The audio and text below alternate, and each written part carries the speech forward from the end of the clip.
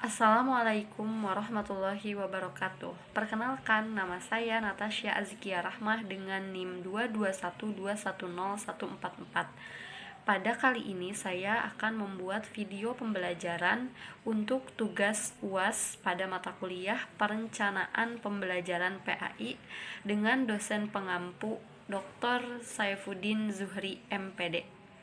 Kali ini saya akan membahas mata pelajaran fikih untuk fase D di kelas 8 MTS. Baik, pembahasan kali ini yang akan saya bawakan adalah materi fikih, yaitu mengenai puasa fardu dan puasa sunnah.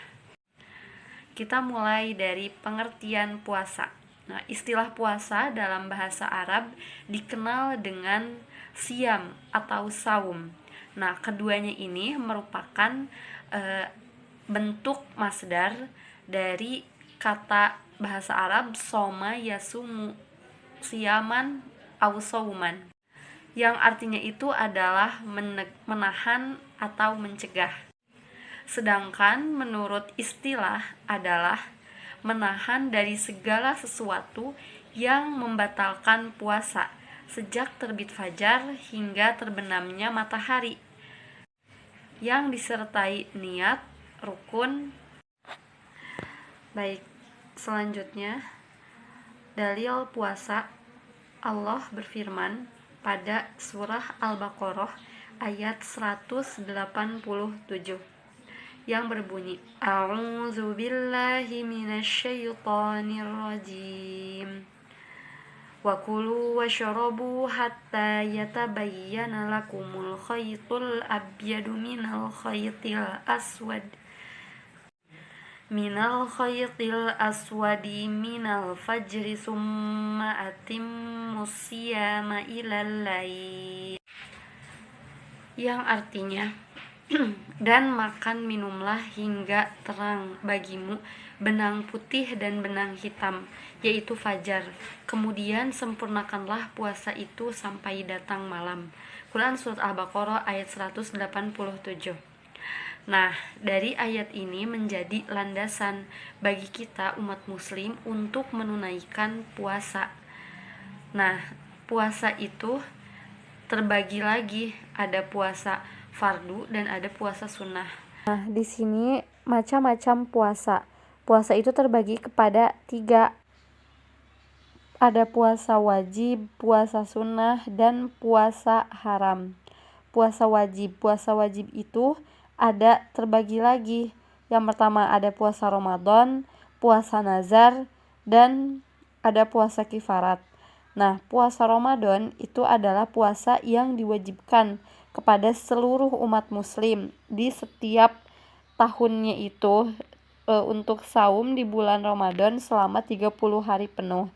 Kemudian ada puasa nazar. Puasa nazar itu puasa yang dilakukan karena dia berjanji. Misalkan dia berjanji jika dia sudah mencapai kesuksesannya, dia bernazar untuk puasa 2 hari atau 1 minggu misalkan.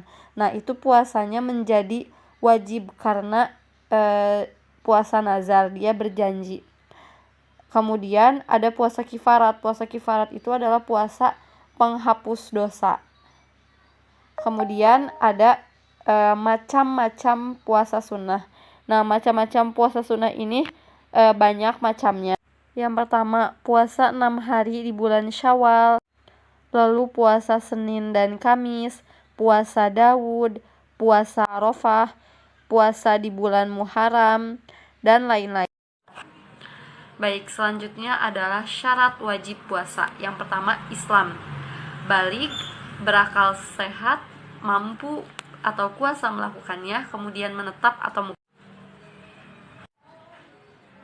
Islam berarti orang yang selain Islam tidak diwajibkan puasa. Adapun jika selain orang Islam berpuasa, itu tujuannya yaitu hanya untuk kesehatan saja. Sedangkan umat Islam itu berpuasa tujuannya untuk mendapatkan ridho Allah dan untuk menuju ketakwaan sebagaimana yang dijelaskan dalam surah Al-Baqarah ayat 183. Nah, kemudian ada baligh. Nah, berarti orang yang masih di bawah umur, anak-anak yang masih di bawah umur belum baligh, maka dia tidak atau belum terkena kewajiban untuk berpuasa. Kemudian berakal sehat, yang artinya orang yang mohon maaf gila atau hilang akalnya ini tidak diwajibkan untuk berpuasa juga. Nah, kemudian mampu atau kuasa melakukannya, seperti misalkan orang tua yang sudah lanjut usia, asal dia mampu untuk melakukannya, maka dia diwajibkan. Tetapi jika orang tua yang sudah lanjut usia itu tidak mampu lagi melakukan puasa, misalkan dia atau orang tua tersebut sakit jika melakukan puasa atau terjadi hal yang fatal, maka lebih baik tidak puasa dan bisa dibayar dengan fidyah. Itu adalah sebuah keringanan dari Allah. Kemudian menetap atau mukim, yaitu orang yang sedang bepergian tidak diwajibkan untuk berpuasa, tapi bisa mengqadanya atau menggantinya di hari lain. Kemudian ada syarat sah puasa, yaitu Islam, tamyiz, suci dari haid dan nifas, bukan pada hari-hari yang diharamkan. Syarat sah yang pertama yaitu Islam. Lagi-lagi sama seperti syarat wajib, jika dia tidak Islam maka dia tidak sah atau tidak diwajibkan untuk berpuasa, dan juga saumnya itu bukan bernilai ibadah. Kemudian tamyiz, yaitu orang yang sudah tamyiz itu adalah orang atau anak yang sudah bisa membedakan mana yang baik, mana yang buruk. Kemudian suci dari haid dan nifas, dan bukan pada hari-hari yang diharamkan seperti hari Idul Fitri atau Idul Adha dan yang lain. Baik, selanjutnya adalah rukun puasa. Rukun puasa yang pertama adalah niat. Contohnya niat untuk puasa Ramadan seperti ini: nawaitu shauma ghadin an adai syahri fardhi ramadhana hadhihi sanati lillahi ta'ala. Kemudian rukun puasa yang kedua adalah meninggalkan segala sesuatu yang membatalkan puasa, mulai dari terbit fajar hingga terbenam matahari. Apa saja yang dapat membatalkan puasa nanti kita akan bahas di slide berikutnya. Kemudian pembahasan yang lain adalah amalan sunnah pada waktu puasa. Yang pertama, makan sahur, kemudian mengakhirkan makan sahur, menyegerakan berbuka puasa jika benar telah tiba waktunya, kemudian membaca doa ketika berbuka puasa. Membaca doa ketika berbuka puasa itu juga ada dua versi. Ada yang Allahumma laka sumtu wa bika amantu wa ala rizqika aftartu birahmatika ya arhamar rahimin. Ada juga yang seperti ini: zahabat dhama'u wabtalatil uruku wa sabatal ajru insyaallah.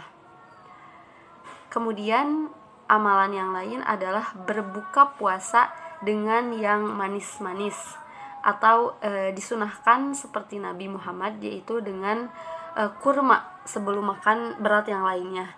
Kemudian amalan yang lain adalah memperbanyak sedekah, kemudian memberi makan untuk berbuka kepada orang yang berpuasa juga, kemudian memperbanyak baca Al-Quran, karena ketika ketika kita puasa itu amalan yang kita kerjakan itu pasti dilipat gandakan, apalagi di bulan Ramadan gitu ya.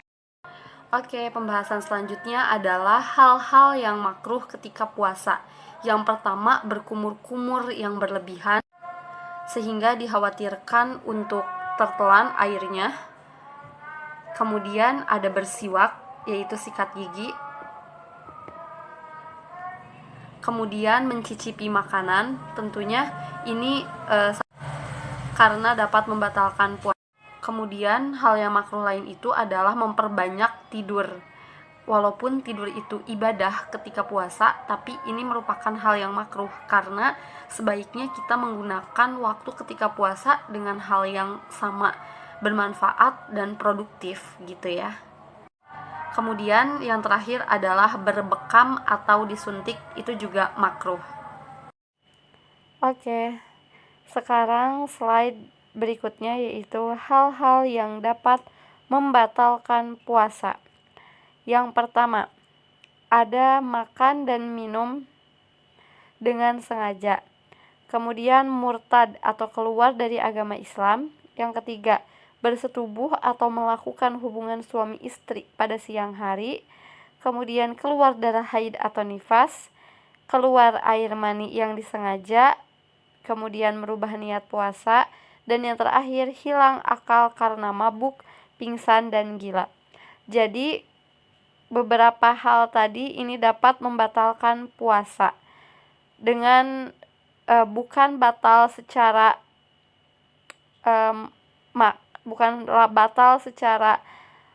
niat, tetapi hilang pahalanya, karena yang dapat membatalkan puasa itu hanya makan dan minum. Maksud membatalkan di sini adalah berkurangnya atau hilang pahalanya, seperti itu.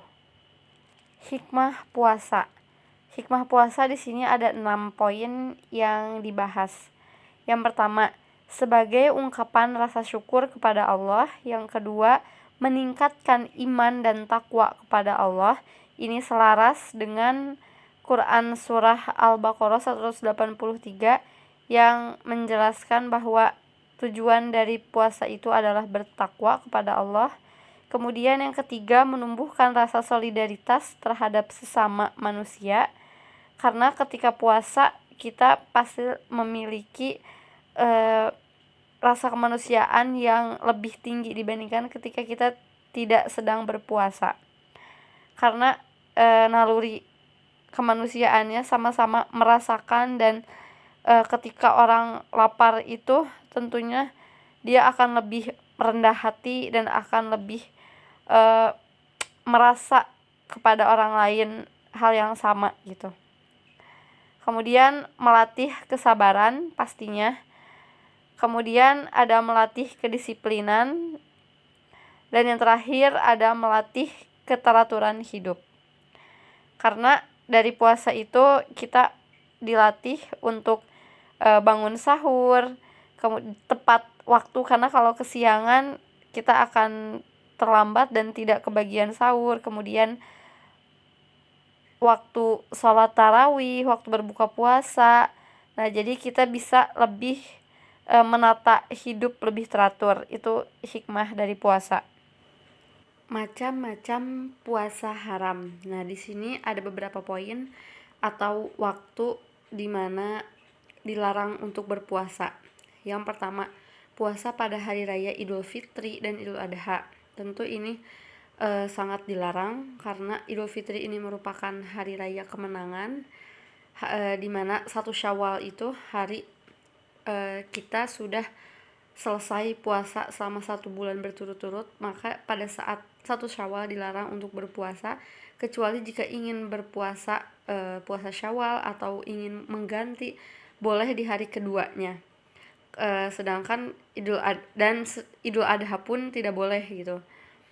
Idul Adha itu tidak boleh dari semenjak hari Idul Adha tersebut sampai hari tasyrik, hari-hari tasyrik berikutnya. Itu tidak boleh berpuasa juga. Kemudian puasa pada hari Syak. Hari Syak ini adalah hari yang diragukan, maksudnya yaitu ketika tanggal 29 Sya'ban. Yang diragukan apakah sudah jatuh Ramadan atau belum besoknya, kecuali boleh berpuasa jika orang yang terbiasa puasa kemudian bertepatan dengan hari Syak, atau orang yang sudah berpuasa dari hari-hari sebelumnya, dan banyak alasan-alasan yang lain. Kemudian ada puasa selamanya atau puasa dahri, ini puasa yang dilarang. Kemudian ada puasa ketika haid atau nifas bagi wanita juga itu puasa yang haram atau puasa yang dilarang.